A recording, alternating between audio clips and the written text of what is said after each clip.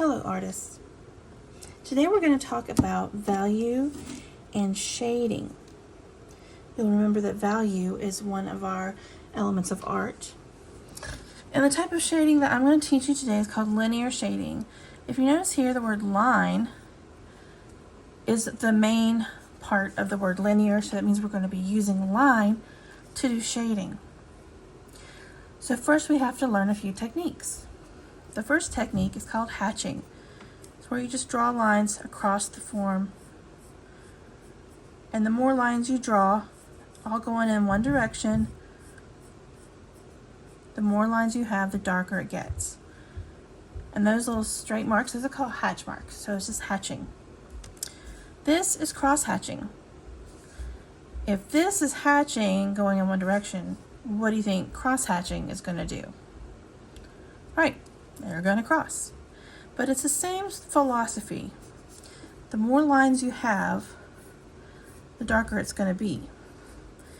And crossing can go in many, many different directions, as long as it gets darker.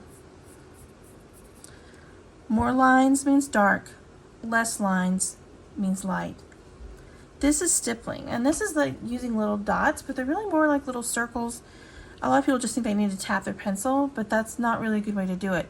You don't have control over the mark that it makes, and it breaks the lead inside your pencil, causes it to have tiny fractures and makes your lead break easier.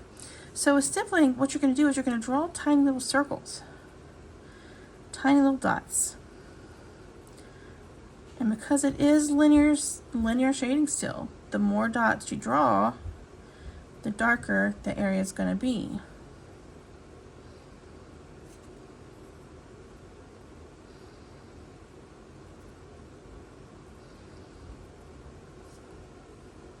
Okay, now this type of shading is called blending, and it really has to do more with the pressure that you put on your pencil lead and how you hold your pencil. So you want to hold your pencil at an angle like this. So you got like a good side of some lead, okay, and then you're just going to press with the side of the lead. Heavy pressure is darker, lighter pressure is lighter, less pressure is lighter, and more pressure is darker.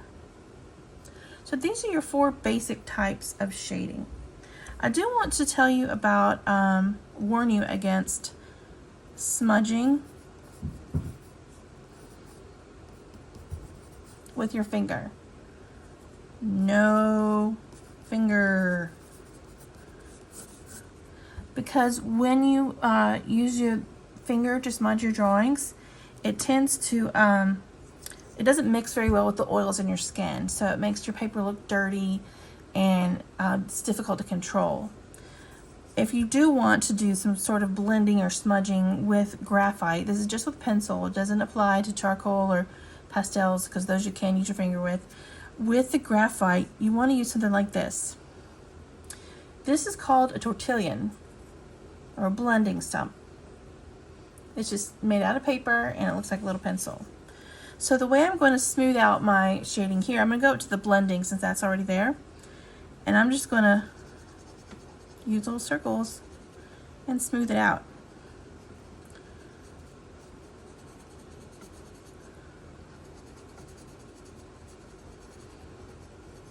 And then you can get a nice smooth finish with the tortillon, not with your finger.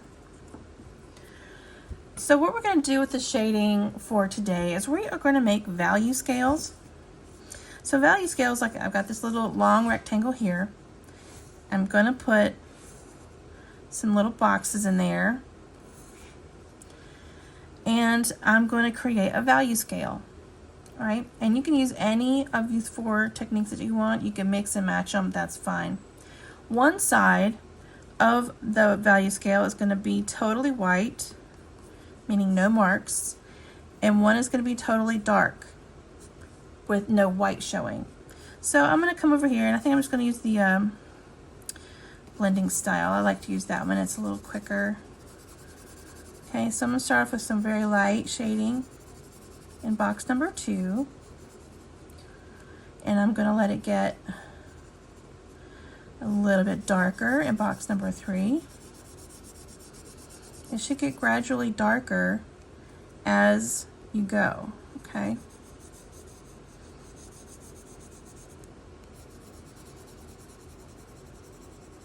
That's a good idea as you're working to have more than one pencil to work with, especially more than one wood pencil, so you don't have to waste time going back to sharpen your pencil.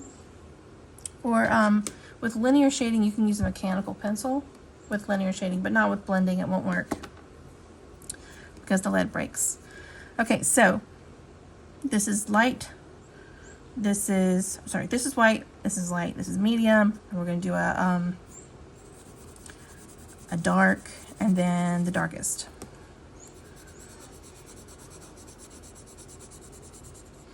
I'm going pretty quickly, so this might look a little bit messy. So you can take your time with yours, you know, and you can always go back and pause the video and replay it as you need. The important thing is that it keeps getting darker as it goes down. By the time you get to the last one, it's completely dark. There's no white spaces left at all.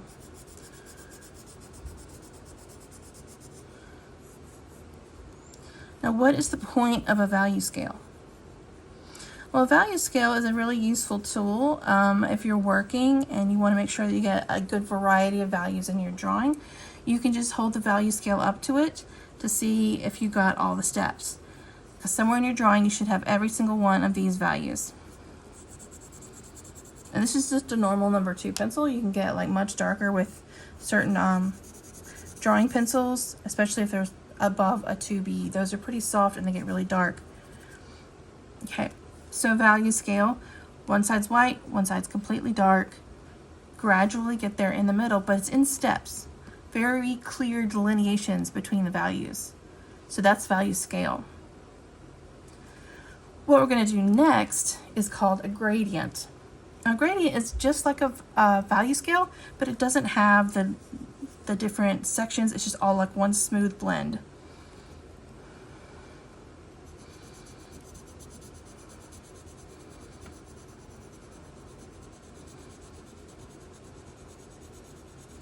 I'm just sort of releasing the pressure on the pencil as I go to the side so that it will get lighter.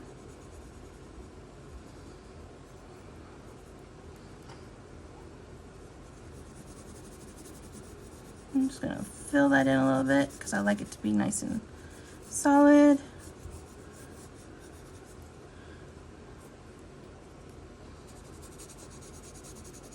And if you ever do get too dark with your shading, instead of just going in hard with your eraser, you can go very lightly. You can tap it with the top. And sometimes that'll take just enough graphite off to make it look lighter. And then if I want to, I can go in with my tortillon and blend it. Blend it out. So that's a gradient. And I know this one's pretty small, but you can see it does the same thing as the value scale, except value scale has different definite sections to it. So we're going to spend some time today making value scales, and then we're going to have a fun little project to do with the value scales. So when you get ready to work, make sure that you have some good wood pencils. If you have a tortillon, that's good. For the linear shading, you might want to use a mechanical pencil, and you need good erasers too. Okay, so that's the notes for today. There's also a PDF with some instructions that goes over a lot of the stuff I just talked about, and there will be another round of instruction in our live meeting this week. If you're 6th grade, 7th grade, and 8th grade, I can go back over everything for you. So happy drawing, artists. I can't wait to see what you come up with.